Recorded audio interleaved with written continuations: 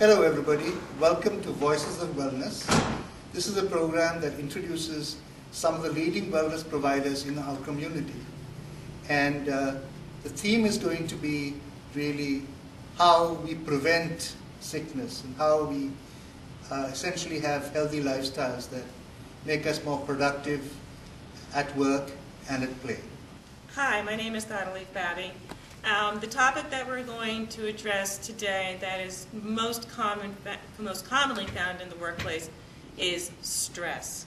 Stress is a huge topic and it impacts every single person in every single area of their life, of their family, and everything that contributes to their daily lifestyle. How they think, how they feel, how they speak, how they produce, and how effective they are at work. And I would like to talk about and actually kick off the first topic about the physical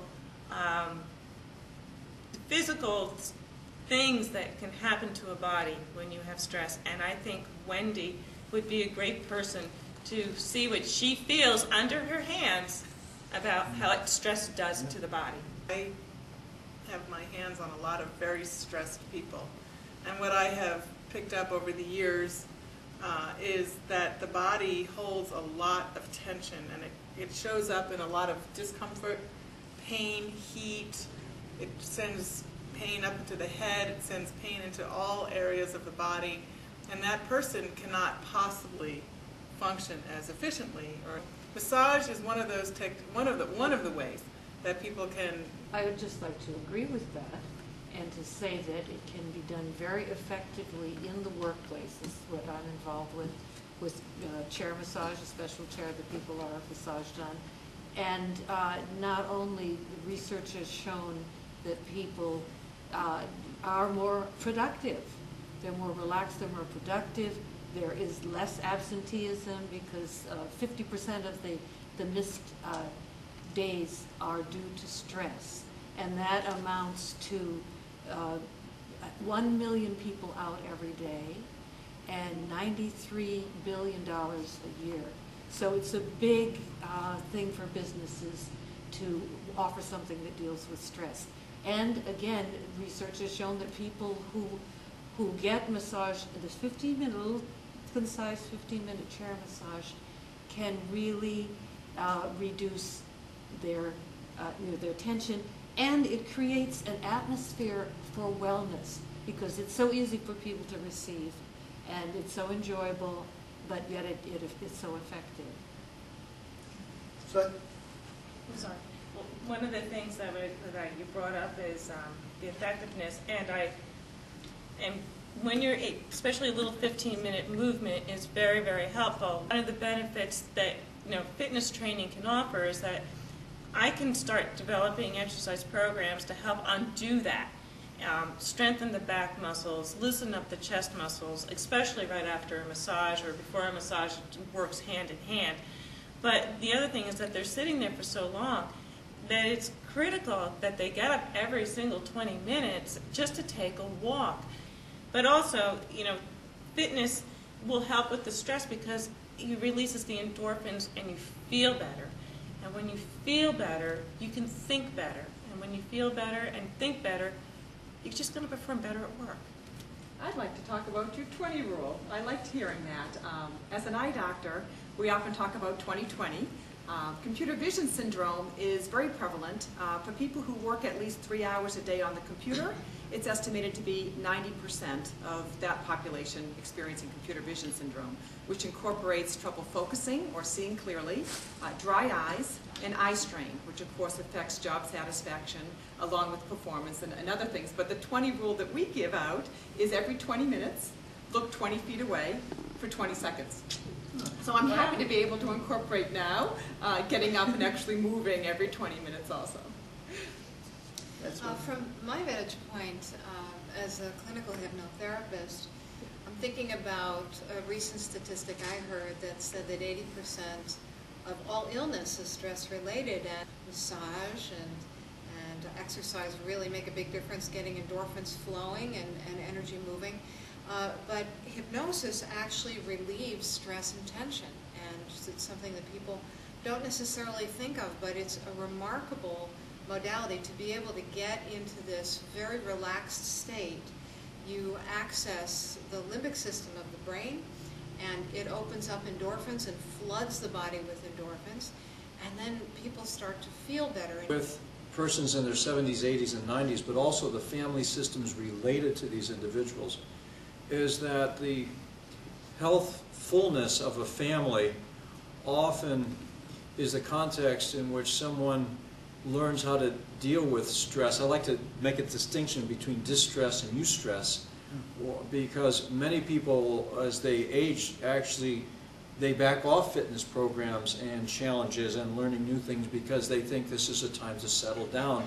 And there's actually not enough stress in their life except what they feel like they do to their children. A lot of stress that we have is not particularly brought up by us. A lot of us are in the sandwich community. We're bringing up our children, and we're also taking care of our elderly parents.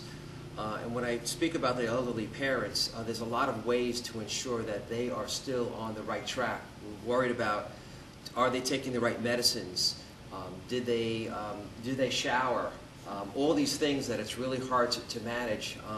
And technology can help with a lot of those things. There's some products on the market that can actually manage medicines that you'll actually know, did your mother, did your father take the medicines at the right particular time? And as the caregiver or as the child, you, at the end of the day, at the end of the week, you can get a report back of, were the medicines being taken properly, were they taken on time, and then again, you could manage that elder parent accordingly, hopefully relieving the stress. I help people manage the stress within themselves. People are so busy just paying attention to the outside world.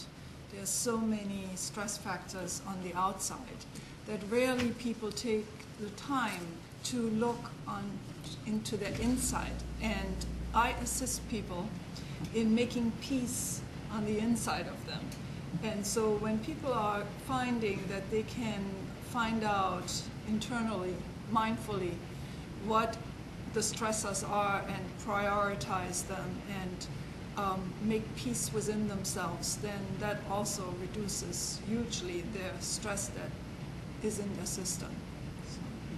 Renata, we find that very dynamic in looking at 80 and 90-year-olds in a different way than we ever have before, because we often thought of aging as a process where we get to a place where we reminisce, where we try to reposition ourselves in the face of many declines and losses. And what we're seeing grow out of our community experience together with many of these people who are in their 70s, 80s, and 90s is that the new models are the whole sense of restoration, actively involving themselves in restoring those broken parts of their inner selves, and not seeing as something, well, I'm always going to be who I was and my die is set. But this is a time actually for some reflection and to break and heal oneself. And I was going to add a little bit to what Dr. James was saying. As a yoga student to become a yoga teacher and also a member of a yoga center myself, I realized that also being the director of a nursing home, very close to the aging population, and I realized that the restorative part of therapy is now becoming more and more something that the seniors are taking part of, and instead of being there to just fade away, they're becoming more alive and they're taking part into more activities. And I believe that yoga also takes a big part of that because it allows them also to look within and take the time for themselves, and they get in touch with some of the functions that they have lost throughout the years because they no longer use it. And I can say that I feel very blessed to be around some of our seniors that are between 100 and 105. And sometimes they're more active and more alive than some of the younger populations. So I believe that some of the yoga training can help them very well. I'd also like to add, I just was thinking about some of the clients that I've recently worked on through massage and helping them release so much tension and stress in their bodies. And I had this one particular woman who came, her body was practically buzzing with so much tension, and so much heat. And then she came back a week later, and she said, you know, I finally made the decision that I'm going to work home 1 day a week. And because she had that clarity of mind, she had like the juxtaposition between how awful she was feeling and how much better she felt when she had to take the day off. As you pointed out, Georgia, people were taking a stress day, a mental health day. She came for massage, and she goes, I can't do this anymore. I come across a lot of persons who want to exercise. And then they go, I just can't find the time to exercise. I have to drop off the kids, drop off mom and dad at daycare. I have to run to work. I have to take care of this meeting. I have that. And they're always on the go, and many times they skip lunch, or they work right through lunch, and they're rushing to the car to go pick everybody up and go home and cook dinner, and you know, and next thing you know, they're exhausted, and you know, and they're not sleeping well, and they wonder why they get caught up in the rat race. And one of the things that I find is that with my clients is that if they have an appointment to exercise, they will make the time. And it's usually for those persons who happen to get the day, you know, work from home day, they'll try to put that in. And you know what? That is their lunch hours. The person who's most important is forgotten, which is themselves. And even to make people aware of just paying attention to their internal selves so that they can notice what's going on inside of them and be aware of the outside world and the inside world at the same time. And that's important to even notice how stressed one really is, and then be able to take these breaks or go get a massage when you notice that your stress level has reached maximum capacity. Excellent point. Now, each of you is a leader in your respective fields, and as a group, I think our intention is to have workshops at corporations and make people more aware. I think from my work with human resource directors, I find that more and more human resource directors are keen on raising the consciousness of wellness in corporations. And each of you has a very valuable role to play there. So I wanted to bring us back to prevention of stress. I think everybody's aware that clear vision certainly enhances performance, and people are aware of occupational eyewear in terms of safety. But our goal is always both clear and comfortable vision. There are 6 pairs of muscles that allow us to move our eyes around, and sometimes people think if they just pick up a pair of drugstore readers so that they can see something magnified, that that's adequate for their vision needs. And I just want to make people aware that every pair of glasses impacts not only the clarity of the image, but also the muscle balance, and that stress can show up in the eyes and cause eye strain and headaches. So make sure that everybody has an updated prescription at the workplace for whatever task they are doing. Bob, you did a survey for Biz4NJ and you spoke to wellness. Yes, I had the opportunity to speak to about 14 different HR executives at various companies throughout New Jersey. And with the idea of asking them, we know that, as was mentioned earlier, people are doing more with less. And what are you doing to improve the health and the wellness of your employees? And the responses were amazing. Corporations are spending a lot of time, money, and effort. Some are putting in-house exercise facilities. Others are conducting workshops. Others are having their employees screened for visual defects that they might not know about.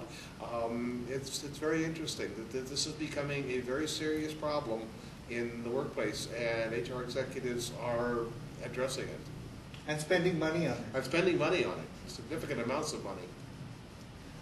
You know, I wanted to add one more thing, if I might, and that is that we have stress from so many different angles in our lives, you know, in our 20s, 30s, 40s, 50s, 60s, 70s, and so on. There are different things that stress us. But there are so many natural self-help tools that we can learn to do that can make such a huge difference, you know, very quickly.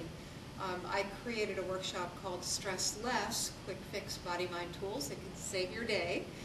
And it's amazing what you can learn. Even being in front of the computer can kind of fry your circuits, and you notice when you're in front of the computer for hours, by the end of the day, you're cross-eyed, you know, you need a new prescription by then. Ultimately, the goal, I think, is to make people self-responsible for their health. Working with just doing some quick reframing. There are just a number of things that can be done that can make an enormous difference quickly, and they can be fun.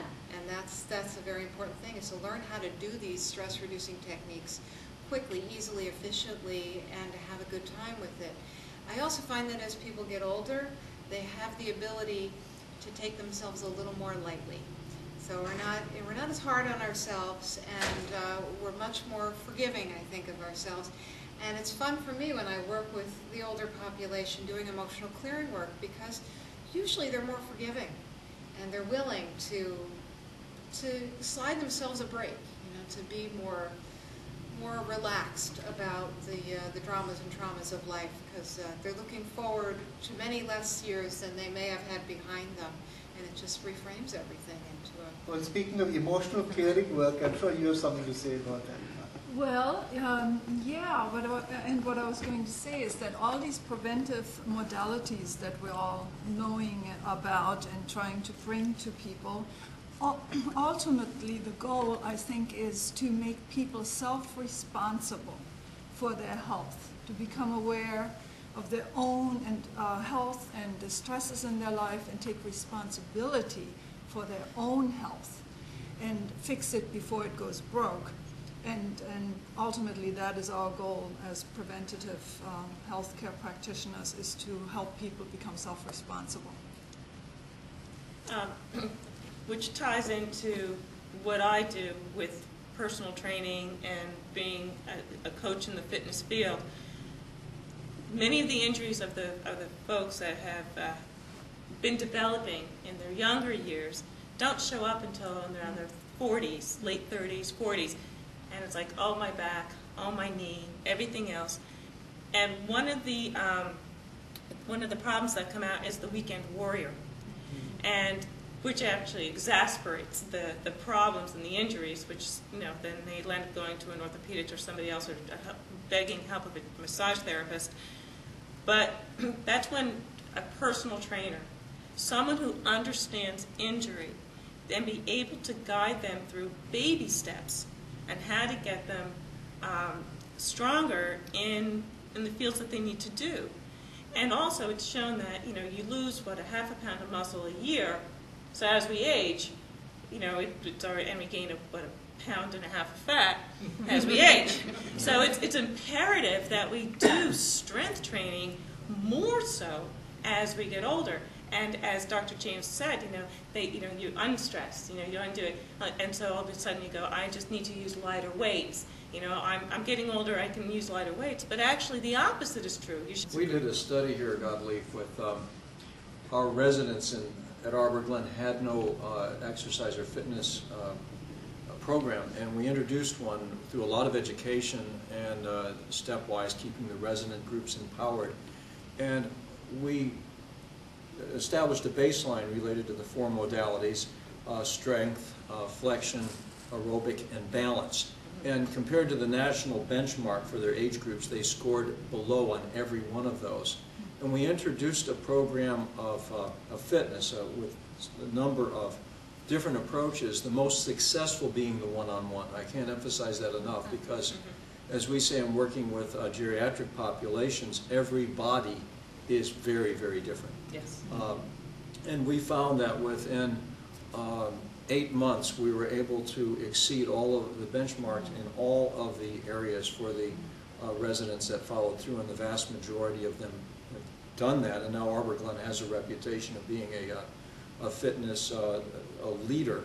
There's a lot out there we haven't begun to touch on to enhance the life of these folks in their 70s, 80s, and 90s. Dr. Wells earlier was telling me about the tagline of his company, Arbor Glen, and that is perfecting the art of living. And I think each of us here, in our own way, each of you wellness providers, in your own way, is people in the community, perfect the art of living.